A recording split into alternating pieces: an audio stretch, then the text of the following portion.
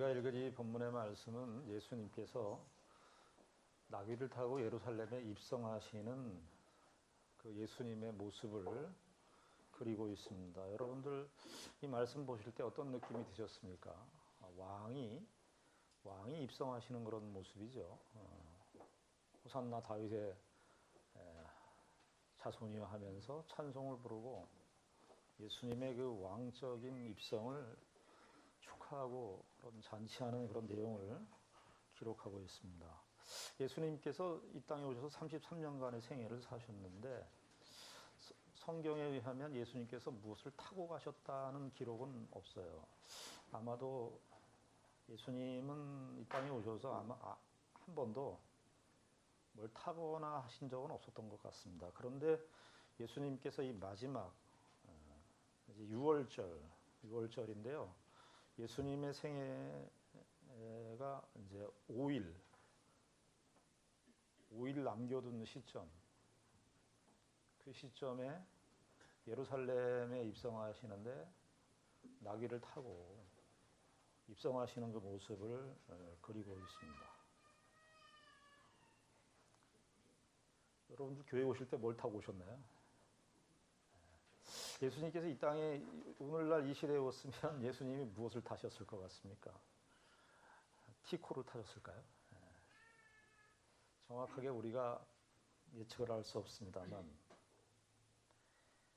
예수님께서 그동안에 가이사랴 빌립보에서부터 쭉 지금 남행을 하시는 그런 장면, 한 40km, 예루살렘에서 한 40km, 50km 떨어지는 시점인데 쭉 내려오시면서 여리고도 들리시고 베다니도 들리시고 그러면서 이제 예루살렘에 입성하시는데 다 쭉 걸어오시다가 예수님께서 이 시점에 나귀를 타고 예루살렘에 입성하시게 됩니다.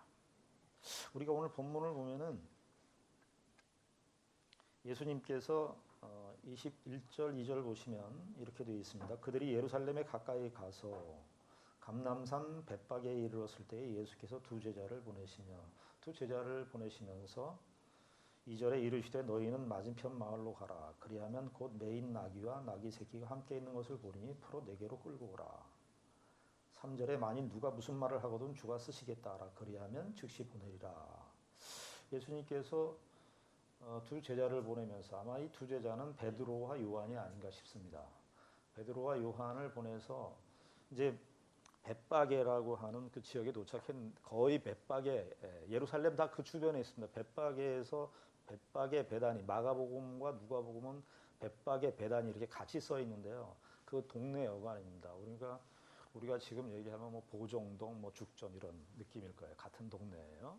거의 같은 동네인데 예루살렘은 좀 더 내려가야 되는 시점이에요. 그런데 예수님께서 두 제자들을 보내시면서 아마 벳바게라고 보여집니다. 벳바게 아니면 베다니 둘 중에 하나에 정확하게 어딘지를 알 수 없습니다만은 벳바게 아니면 베다니에 예수님께서 두 제자를 보내셔서 나귀를 달라고 해라. 그러면 그 사람이 물으면 주가 쓰시겠다 하라. 그러면 줄 것이다. 예수님께서 두 제자들에게 그렇게 말씀을 하시죠. 우리가 얼른 이 말씀을 생각할 때 예수님께서 신적인 능력이 계시니까 예수님께서 저들에게 가서 그 얘기를 하면 제자들을 보내면 저들이 그 신적인 능력이 개입이 돼서 나귀를 파는 사람들이 제자들에게 이거 예수님의 말씀이 들렸으니까 신비한 음성으로 들려서 예수님께 드렸다 이렇게 생각할 수 있을지 모르겠습니다만은 그건 좀 약간 좀 너무 이렇게 신령한 해석이죠. 너무나 영적인 해석이라고 할 수 있겠고 우리가 이 21장 마태복음 21장의 그 정황들을 마가복음, 누가복음, 요한복음 이 네 개의 복음서에서 다 기록하고 있거든요. 그러니까 그 네 개의 그 사건들을 다 종합해 봐야 됩니다. 누가복음에 보면 누가복음 19장에 예수님의 이 예루살렘 입성이 기록되어 있고 요한복음 12장, 마가복음 11장에 기록되어 있는데요. 그런데 이 전까지 무슨 일이 있었냐면 누가복음에 의하면 예수님께서 가이사랴 오다가 여리고를 들립니다. 여리고. 그 가이사랴가 있고 가이사랴는 북쪽이에요. 그다음에 쭉 내려오면 여리고예요. 여리고. 그 여리고에서 누구를 만나죠? 여러분 잘 아시는 세리장이 삭개오를 예수님께서 이 집에 구원이 임하였다 하면서 세리장 삭개오에게 하나님의 구원을 선포하는 일이 벌어집니다. 세리장, 그러니까 세무공무원, 요즘으로 말하면 세무공무원의 그 높은 지위에 있었던 사람이 예수를 믿게 됐습니다. 그러니까 아마 마태도 세리 아닙니까? 우리가 마태복음 9장에 이 세리가 마태가 예수 믿는 10장에서 예수 믿는 제자로 부르시는 그 장면이 나오지 않습니까? 세관에 앉아 있는데 예수님께서 마태를 불렀지요. 그러니까 아마 그쪽 사람들 사이에서 예수님의 이 하나님 나라의 복음이 우리 세리와 같은 자들에게도 그 당시 때 주변에 있는 사람들에게 매국노라고 지칭을 받는 세리들인데 그런 세리들에게도 하나님 나라의 복음이 우리 같은 자들에게도 손가락질을 당하는 사람인데요. 모든 사람들이 그 사람들과 같이 있으려고 하지 않아요. 저 사람들은 그 당시 때 세리들은요, 예수님이 오신다고 해도 메시아가 오신다고 해도 저 사람들에게는 그 축복이 임하지 않을 것이다 하는 것이 두 그룹이 있었는데 세리와 창기. 모든 하나님의 축복에서 제외된 대상이 그 사람들이었어요. 그런데 예수님이 오셨는데 보니까 마태를 부르셨을 뿐만 아니라 누가복음 19장에 여리고에 가서 다른 사람도 많이 몰려 있는데 세리장이 삭개오에게 내가 오늘 너희 집에 유하여야겠다. 집에 유한다는 것은 그 삭개오와 같이 교제를 나누겠다. 잃어버린 자를 찾아 구원하러 왔는데 내가 너 같은 자를 구원하러 왔다고 예수님께서 삭개오에게 말씀하십니다. 아마 그래서 이런 사건들이 그 예수님을 따르는 무리들 가운데 세리들이 아마 여리고에서부터 예수님을 예루살렘을 향하여 가는 제자들의 그 행보에 맞춰서 같이 이렇게 갔을 것입니다. 그리고 오시면서 예수님께서 아까 우리가 베다니, 마가복음과 누가복음, 요한복음 베다니라는 지역이 나오는데 여러분 베다니 하면 무슨 사건이 생각납니까? 그러니까 예수님께서 예루살렘 입성하시기 전에 무슨 사건이 있었냐면은 요한복음 12장에 의하면 요한복음 12장에서 예수님께서 죽은 나사로 3일 동안 썩어 있어서 완전히 시신이 되어 있었던 그 나사로를 예수님께서 살리시는 그 이적을 행하십니다. 그러니까 베다니 전체에 저분이 과연 누구신가? 아마 이 나귀를 파는 주인이 베다니 이쪽 사람이어서 그 베다니 벳박이 다 같은 동네거든요. 예수님께서 행하신 이 나사로를 살리신 이 표적의 이야기가 사건이 모든 사람들에게 다 퍼졌을 것입니다. 저 예수님의 그 하나님 나라의 복음이, 하늘나라의 복음이, 저 천국 복음이 세리와 같은 자들에게, 창기와 같은 자들에게도 임하실 뿐만 아니라 죽은 자들을 살리시는 그 하나님의 그 생명의 놀라운 능력이 저들에게 다 나타나는 그 현실들을 주변에 있는 사람들이 다 보게 된 것이죠. 그러니까 지금 예수님께서 예루살렘에 입성하실 때 우리 본문에 보면 다 사복음서에 다 나와요. 예루살렘 입성 사건이. 사복음서에 나오는 그 기적들이 여러 기적들이 있는데요. 전체 사복음서에 나오는 기적들이 그렇게 많지 않아요. 오병이어의 표적하고 요 예수님의 예루살렘 입성이 사복음서에 다 기록이 되어 있어요. 요한복음은 의도적으로 사실은 공관복음서에 있는 내용하고 이렇게 상충되지 않도록 중첩되지 않도록 기록하는 것이 특징인데 요한복음이 사도 요한은 이 예루살렘 입성만큼은 요한도 기록하고 있는 거예요. 요한복음에 보면 그래서 많은 무리들이 예수님이 예루살렘에 올 때 많은 무리들이 예수님을 이렇게 환영하러 맞이하러 나아갔다. 이렇게 기록하고 있어요. 그러니까 예수님께서 두 제자를 보냈더니 베드로와 요한이 아마 그 나귀 파는 주인에게 가서 이야기를 한 거죠. 예수님이, 그러니까 예수님, 그러니까 그분 예수님. 베다니에서 나사로를, 죽은 나사로를 살리신 그 예수 그리스도, 그분, 바로 그분 말이든가. 바로 그분이 나귀를 쓰시겠다 한다. 아마 베드로와 요한이 우리가 성경에서는 이렇게 축약해서 기록을 했습니다마는 베드로와 요한이 아마 그런 얘기를 했을 겁니다. 우리 예수님을 따르는 제자고. 아마 베다니에 있을 때 예수님께서 이 행하시는 표적을 봤던 사람이었다면, 아, 저 예수님의 제자 중에 저 사람도 있었구나. 아마 안면들이 있었을 것으로 보입니다.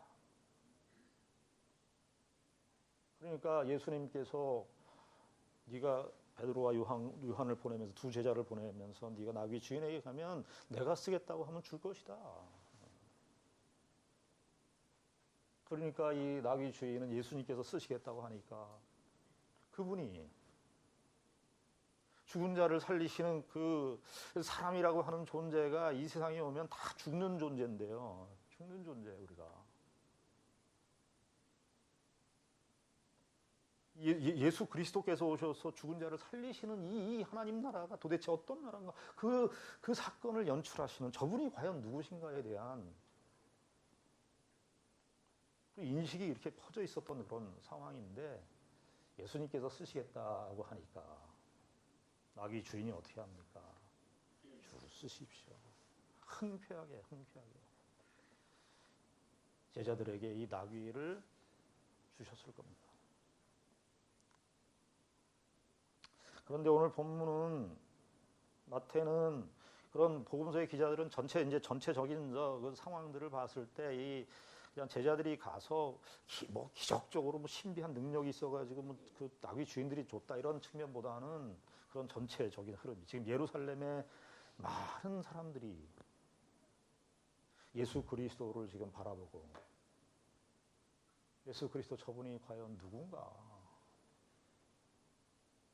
지금 예수님이 예루살렘에 입성할 때쯤 되면 공생의 이제 시작 말기거든요. 예수님은 여기서 이제 5일 있으면 돌아가실 거예요. 예수님이 예루살렘을 지금 베다니 벳바게가 이제 해발 한 1km 정도, 1000m 정도 높이에 있어요. 예루살렘은 한 1000m 정도 아래에 있고, 예수님께서 예루살렘을 바라보시면서, 예수님이 바라보시는 그 예루살렘은 남달랐을 겁니다. 여러분, 만약에 우리의 생애가 5일밖에 안 남았다 그러면 여러분 무슨 생각을 하고 이 세상을 바라보실 것 같습니까? 예수님은 예루살렘이 그냥 단순히 공간적인 예루살렘이 아니라 그 예루살렘의 복합적인, 예수님께서 거기서 돌아가셔야 되는 그 예루살렘, 핍박을 받아야 되는 예루살렘. 지금 마태복음 16장, 17장, 19장에서 예수님께서 예루살렘에 가서 내가 고난을 당하고 십자가에 죽으심을 당할 것이라는 그 말씀을 계속해서 3번 말씀하셨거든요. 예수님이 생각하는 예루살렘과 따라오는 사람들이 생각하는, 그 당시 때 이스라엘 사람들이 생각하는 예루살렘은 아주 달랐죠. 그런데 예수님께서 이렇게 무리가 많이 모인 이 틈 속에서 예수님께서 나귀를 타십니다. 나귀를 타는데 오늘 본문에 보면은 어떻게 되어 있습니까? 5절에 보면 21장 5절을 한번 보시죠. 21장 5절. 21장 5절에 보면 시온 딸에게 이르기를 네 왕이 내게 임하나니 그는 겸손하여 낙이 곧 멍에 매는 짐승의 새끼를 탔도다 하라 하였느니라. 이것은 구약 성경의 스가랴서 예언입니다. 스가랴서 9장 9절의 예언인데, 지금 마태는 예수 그리스도께서 예루살렘에 입성하는 이 내용을 가지고 무엇으로 얘기하냐 하면, 하나님이 구약의 메시아를 보내시겠다고 하는 그 스가랴 9장 전체를 보면요, 예수님께서 메시아가 이 땅에 오시는데 이 메시아가 어떤 모습으로 오실 것이냐 하는 것을 기록하고 있는 것이 스가랴서인데, 그 이사야서도 얘기하죠. 이사야서도 예수님의 오심을 이야기할 때 예수님이 연한 순 같고 흠모할 만한 것이 없어서 고난받는 메시아의 모습으로 오시는데, 스가랴에서는 그것이 뭐라고 되냐, 겸손하여. 여러분, 이 이 당시 때 예루살렘 이스라엘이라고 하는 나라는 주변의 강대국들에게 많은 그 핍박을 당했습니다. 점령도 당했고 포로도 지배도 받아봤고요. 바벨론, 아수르, 페르시아, 헬라, 로마, 그 전에 더 거슬러 올라면 애굽, 뭐 이런 나라들에게 늘 핍박을 받았습니다. 점령을 당했고 지배를 당해왔었습니다. 바벨론이나 아수르나 뭐 페르시아나 헬라나 로마나 이런 황제들이 이 땅의 예루살렘, 이스라엘의 수도 아니에요. 이스라엘의 수도 입성할 때에 헤롯 장군처럼 그들이 등장하는데 그들은 어떤 모습으로 등장하느냐 하면 항상 백마를 타고 큰 뭐 적토마라든지 뭐 이런 아주 훌륭한 말을 타고 칼을 탁 들고 양탄자 쫙 깔아놓고 예루살렘에 입성했는데 오늘 이 예수님은 전혀 그런 모습이 아니에요. 왕은 왕이신데 왕은 왕이세요. 왜냐하면은 그 뭘 탔잖아요. 나귀를 탔잖아요. 나귀를 탔는데 그 밑에 종려나무 가지 깔고 사람들의 그 당시 예수님을 따랐던 사람들의 땀난 옷을 그냥 바닥에 깔고 그게 카펫이었어요. 왕은 왕이신데 이제까지 역사선상 속에서 이 예루살렘뿐만이겠습니까? 이 세상 나라의 역사가 진행되어 오는 동안 이 세상 나라의 임금이나 왕들이 어떻게 이렇게 들어옵니까? 여러분들 우리 국빈 방문할 때 어떻게 합니까? 지금 뭐 어떻게 합니까? 빨간 양탄자 쫙 깔지 않습니까? 대통령이 온다 그러면 양탄자 다 깔고 하는 거 아니에요? 그런데 예수님의 이 예수님은 왕이긴 왕이신데 왕 같은 모습이 하나도 없는 거예요. 뭘 탔다는 거예요? 나귀를 탔다는 건데 나귀 새끼를 탔다는 거예요. 근데 마태복음은 나귀 새끼, 겸손하여 나귀 이렇게 겸손한 나귀, 겸손의 모습으로 이 나귀를 얘기했다면은 마가복음과 누가복음에서는요 한 번도 타지 않은 나귀 새끼라 이렇게. 굉장히 그 의미심장한 표현이에요. 그게 이 예수님이 이 땅에 왕으로 오셨는데 한 번도 타보지 않은 나귀 새끼를 탔다는 것은 뭐냐면 이러한 왕의 모습은 전무후무하다. 이 세상의 역사 속에서 우리가 이 세상에 태어나면 살아오면서 여러분 이 세상의 뭐 강대국들이 약소국들을 침략하고 하는 것들 우리가 보면서 살아왔어요. 세상 나라의 그런 통치 원리나 세상 나라의 그런 방식들을 우리가 다 보고 살아왔습니다.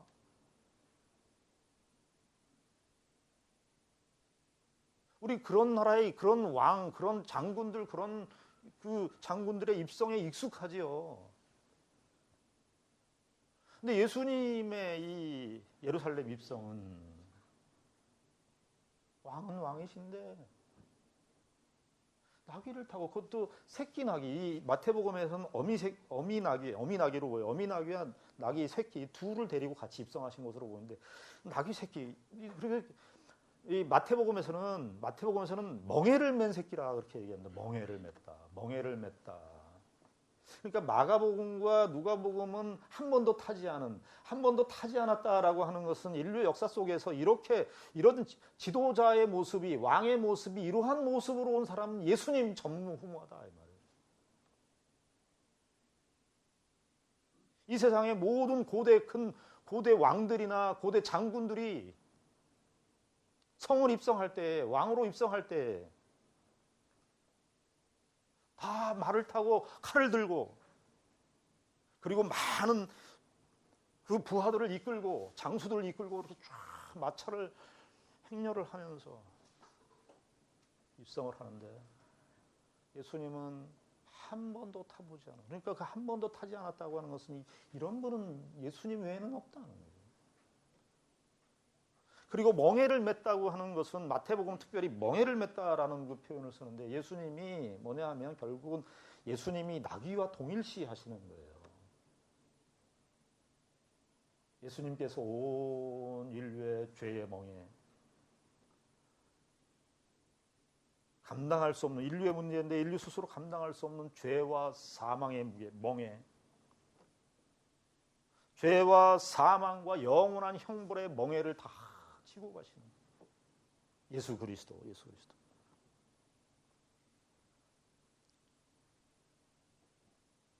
그런데 참 우리가 놀라는 것은 예수님께서 이 예루살렘 입성하실 때에는 여기 다른 그 많은 무리들이 호산나 찬송하면서 예수님을 찬송합니다. 호산나 다윗의 자손이요 예수님을 찬송하는데 보통 예수님의 복음서의 흐름을 보면은 예수님께서 보통 사람들의 이 칭찬과 찬송을 받는 것을 예수님께서 극도로 경계하셨어요. 여러분 예수님이 공생의 기간 동안에 제일 인기가 절정에 올랐을 때가 언제입니까? 오병이어의 표적 행할 때 아니었습니까? 그때 요한복음에 보면 오병이어의 표적 행하시니까 사람들이 예수님을 어떻게 뭐로 삼으려고 했어요? 임금으로. 그러니까 빵 문제를 해결해 주니까 야, 저 예수님 오시면 우리의 진짜 빵 문제, 우리 요즘식으로 말하면 경제적인 문제, 정치적인 해방, 사회적인 복지 이런 것들을 가져다 줄 메시아로 생각한 거죠. 근데 예수님께서 어떻게 하셨습니까 그때? 그 무리들의 요구에 편승하지 않았습니다. 예수님 그때 제가 설교할 때 여러분 어떻게 기억하십니까? 예수님께서 사람들이 우리를 예수 그리스도를 임금으로 우리의 메시아로 정말 메시아 우리가 기다리던 고대하던 그 메시아가 왔다. 그러면서 예수님을 임금으로 삼으려고 할 때 예수님께서 어떻게 하셨다 그랬죠? 산에 올라가셨어요. 산에. 도망가셨어요. 예수님의 산에 올라가서 도망가셨다는 것은 무슨 뜻입니까? 너희들이 생각하는 지도자와 내가 생각하는 다르다는 거예요. 우리가 뭐 요즘에 뭐 연예인들이 그런 말들을 합니다. 뭐 물 들어올 때 노져야 된다. 우리가 예수님이 이때 오병이어 표적 행할 때 그때 가장 인기가 절정에 올랐을 때인데 물 들어올 때 아닙니까? 그럼 더 홍보하고 더 광고하고 그래서 더 대중들을 이끌고 대중들의 인기를 받아내고 해야 되는 것 아니겠어요? 근데 예수님은 산으로 기도하러 가십니다. 사람들의 그 대중들의 예수님에 대한 기대와 예수님이 생각하는 기대가 전혀 다르다는 거예요. 예수님께서 종종 병자를 고치실 때 너희들 이 얘기를 내가 지금 너희들에게 지금 일어난 일을 이야기하지 말아라, 감추어라, 이야기하지 말아라. 예수님의 이 메시아닉 시크릿이라 그래요. 메시아의 이 감춤, 비밀, 이걸 드러내지 말아라. 그렇게 말씀하시는 경우를 여러분 복음서에서 보셨을 거예요. 예수님께서 그렇게 하신 의도는 대중들에게 예수님의 메시아관이 너희들이 생각하는 메시아관과 전혀 다르다고 하는 사실을 혹 예수님의 이 메시아 단순히 병자를 고치고 단순히 어려운 문제를 해결해 주시는 그런 메시아 정도로 인식할까 봐 예수님께서 그것을 경계하신 거예요. 그런데 오늘 21장에 보면은 예수님께서 어떻게 합니까? 무리들의 호응과 찬송을 다 받으십니다. 왜 그러셨을까요? 예수님의 때가 온 것입니다. 요한복음 2장에 보면 가나 혼인잔치 표적을 행하실 때인데 물로 포도주를 받는 사건이죠. 근데 그때 예수님께서 뭐라 그러죠? 내 때가 아직 이르지 아니하였다. 그렇게 얘기해요. 내 때가 아직 이르지 아니하였다. 예수님께서 십자가에 죽으시는 때가 아직 이르지 아니하였다. 그러니까 예수님께서 다 감추었어요. 그때까지는. 그러나 이제 예수님께서 드디어 예루살렘에 입성하실 때에는 예수님 자신의 메시아 되심이 어떤 성격의 메시아인지 제자들에게 그리고 많은 사람들에게 알리기를 원하셨던 겁니다. 그래서 예수님께서 의도적으로 그리고 구약 성경의 예언을 따라서 나귀 새끼를 타고 정말 뭐 양탄자도 아니고 그냥 종려나무 가지를 깐 그 카펫 아닌 카펫을 나귀 새끼를 타고 예수님께서 예루살렘에 입성하십니다. 사실 예수님의 겸손하신, 여기 겸손하신 예수님의 모습은 여기에서만 나타나는 것이 아니죠. 예수님의 겸손은 빌립보서 2장에 의하면 하늘에서부터 하나님과 동등됨을 취할 것으로 여기지 아니하시고 삼위일체 하나님의 천상의 영원 전의 영역 속에 있었던 거기에서부터 주님의 겸손은 거기서부터 일어나. 우리가 예수 믿는 신자들이 겸손해야 된다 그러는데 우리가 참 겸손이 참 안 되는 이유는 첫 번째는 예수님의 이 겸손의 깊이를 우리가 잘 모른다는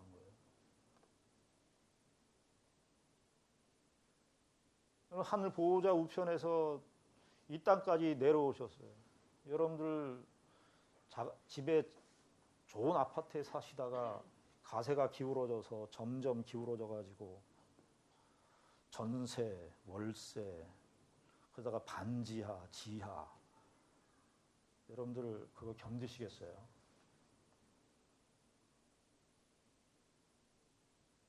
예수님의 낮아지심은 우리가 뭐 좋은 집에 살다가 좀 열악한 환경에 떨어진다는 그 정도의 차원 훨씬 넘습니다.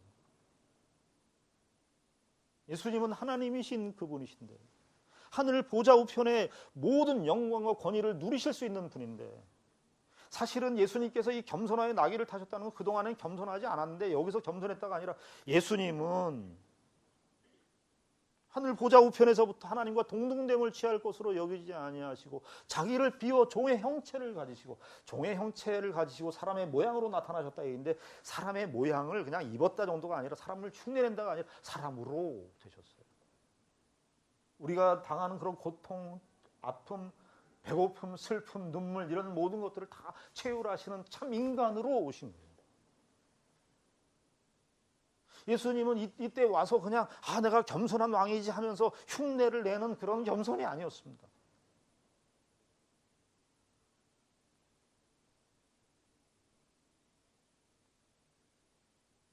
예수님께서 이 땅에 이렇게 겸손하여 나귀를 타고, 근데 예수님께서 이걸 제자들에게 다 알리셨어요. 사람들에게 다 드러나게 하셨어요.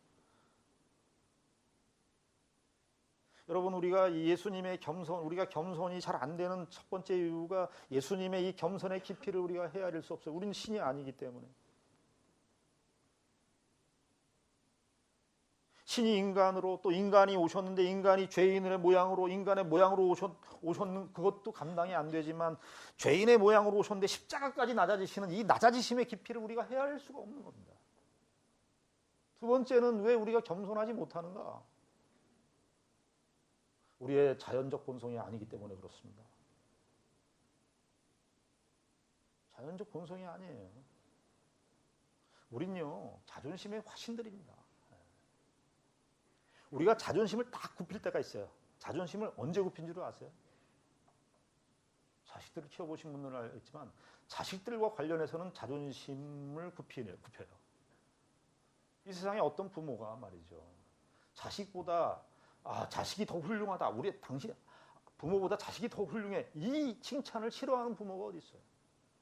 거기서는 여지없이 자기 자신이 자존심이 뭉개져도 아무 상관이 없는 유일한 대상, 자기 자식. 그러나 그 외에는 우린 다 자존심의 화신들입니다. 우린 왜 교만이, 왜 겸손이, 왜 겸손해라, 왜 겸손에 대한 이야기가 더 우리에게 들리냐 하면 상대적으로 우리가 뭐냐면 교만의 본성에 익숙하다는 거예요.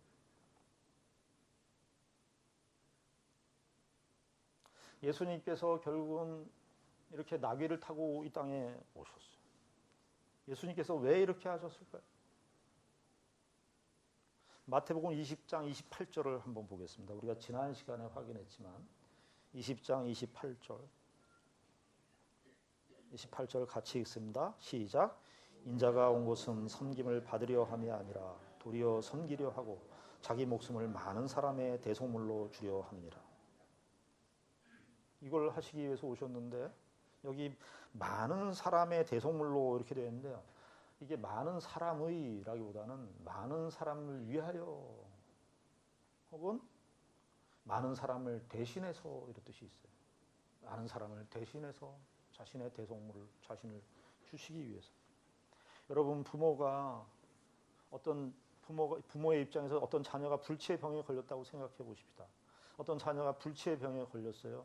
근데 불치의 병 근데 이 불치의 병을 내 심장이라도 떼어서 내 간이라도 떼어서 내 생명이라도 대신해서 줄 수 있었으면 부모의 마음이 기쁠 거예요. 그렇죠? 자식을 위해서 내가 정말 불치의 병에 걸렸는데 저 불치의 병 걸린 자녀를 위해서 내가 뭔가를 해줄 수 있다면 부모가 해줄 수 있다면 그것이 기쁜 것이겠죠. 오히려 부모가 어떤 때 마음이 아파요? 해줄 수 없을 때가 마음이 아픈 거예요. 예수님께서 이 땅에 오셨을 때 예수님의 대속물로 주려 했다라고 하는 이 사실이 예수님이 십자가 순환이 고통스러운 것도 사실이에요. 겟세마네 동산에서 땀방울이 핏방울이 되도록 눈물을 흘리시고 기도하시고 이 잔을 내게서 떠나가지 마옵소서 할 정도로 기도하신 그 고통이 있지만 또 한편으로는 예수님에게는 예수님만이 갖는 신적인 기쁨이 예수님에게 있었을 거예요. 왜냐하면 우리 부모들은 자식을 위해서 해줄 수 있는 것이 정말 결정적인 순간에 해줄 수 없는 것들인데 예수님은 자신의 모든 것을 주심으로 모든 걸 주심으로 우리를 구원하시는 그 사랑이 드디어 예수님의 자신의 겸손하여 겸손하여 이 말 다 예수님의 십자가 그게 예수님의 모든 사역은 다 십자가라고 보시면 돼요. 예수님의 십자가로 가시는 그 예수님이 이 방식으로 인류를 구원하실 수 있다. 많은 사람을 위하여 구원하실 수 있다. 내가 주는 이 생명으로 대속물로 주심으로 우리를 구원할 수 있다라고 하는 것은 예수님에게 있어서 한편으로는 고통의 순간이지만 또 한편으로는 줄 수 있어서 주어서 해결이 되기 때문에 예수님의 한편으로는 신적인 기쁨이 예수님에게 있었을 것입니다.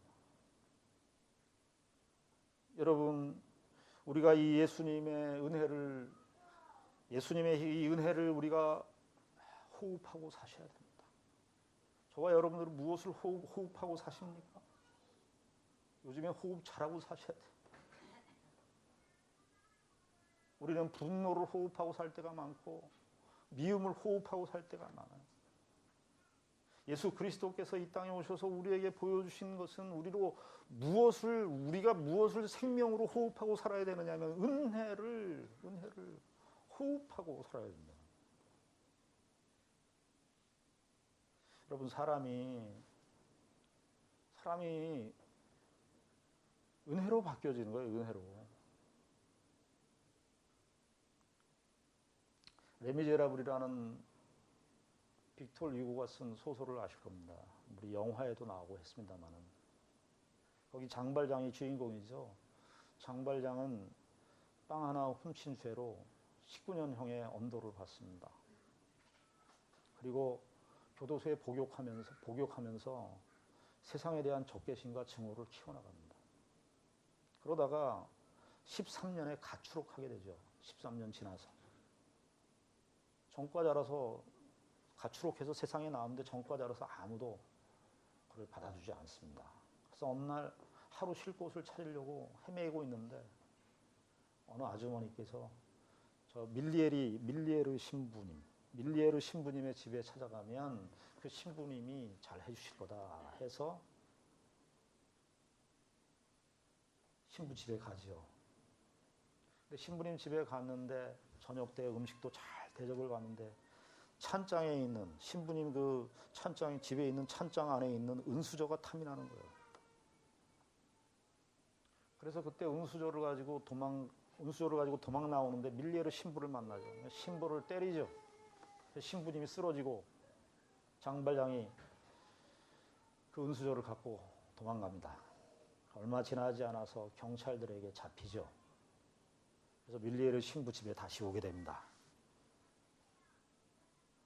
여러분 그때 밀리에르 신부가 했던 말이 기억나십니까? 그때 경찰들이 이 장발장이 신부님의 집에 은수저를 훔치고 달아났습니다. 이 사람은 감옥에 다시 들어가야 됩니다.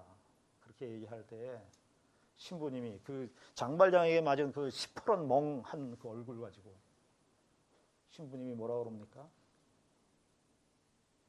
이 장발장, 너 은수저만이 아니라 은촛대도 내가 가지고 가라고 그러지 않았냐? 너 왜 은촛대는 안 가져갔냐? 그렇게 얘기하니까 오히려 경찰들이 장발장이 훔친 게 아니네. 오히려 이 밀리에르 신부의 이 배려로, 속 깊은 배려로 장발장은 감옥에 가지 않게 되고 밀리에르 신부가 이 장발장에게 오히려 은촛대를 줍니다. 너 이거 가지고 가서 잘 사는데 내가 이 은촛대로 너를 샀어. 그러니까 너는 지금부터 하나님의 뜻을 따라 살아. 사람이 우리가 살면서 사람이 지적하고 정죄하고 이렇게 해서 사람이 바뀌지 않더라고요. 그래서 레미제라블이라고 하는 뜻이 불행한 사람들이라는 뜻인데 장발장이 이 밀리에르 신부의 은총을 입고 이 불행한 사람들을 위해서 사는 이야기가 레미제라블 이야기 아닙니까? 예수님께서 인류를 우리에게 구원에 베푸시는데 우리에게 구원을 베풀어 준다 이런 측면만 있는 것이 아니라 우리의 삶의 양식을 우리의 매일매일 살아가는 삶을 우리가 어떤 관점으로 어떤 자세로 우리의 인생을 살아가야 할 것인가 무엇을 호흡하고 살아야 하는가 우리가 이 땅에 사는 이유가 무엇이고 사람들에 대해서 과연 우리가 어떠한 자세로 살아가야 될 것인가 가장 근원적인 대답을 예수님께서 우리에게 해주시고 있는 것입니다. 분노의 칼, 정죄의 칼, 심판의 칼날들을 내려놓으시고 주 예수 그리스도께서 우리에게 찾아오시는 이 은혜를 호흡하시고 그 은혜에 근거해서 반응하시는 저와 여러분들이 되기를 바랍니다. 기도하겠습니다. 하나님 아버지 은혜를 감사합니다. 예수님께서 이 땅에 오셨을 때 예루살렘에 입성하시면서 나귀를 타고 입성하셨습니다. 예수님이 우리를 섬겨주시기 위하여 대성물로 주시기 위하여 이 땅에 오셨습니다. 우리는 이 하나님의 은혜와 사랑을 받은 자들이고 매일매일을 그 은총 속에서 살고 있는 자들입니다. 하나님 아버지, 세상은 미움과 갈등이 끊이질 않습니다. 왜냐하면 호흡하는 내용이 다르기 때문입니다. 우리들만이 신자들만이 이 땅에 유일하게 생명과 희망과 소망과 섬김을 드러낼 수 있는 자들입니다. 이 은혜를 가지고 이 세상 앞에 나아가는 우리 모두가 되게 하여 주시옵소서. 예수님 이름으로 기도드리옵나이다.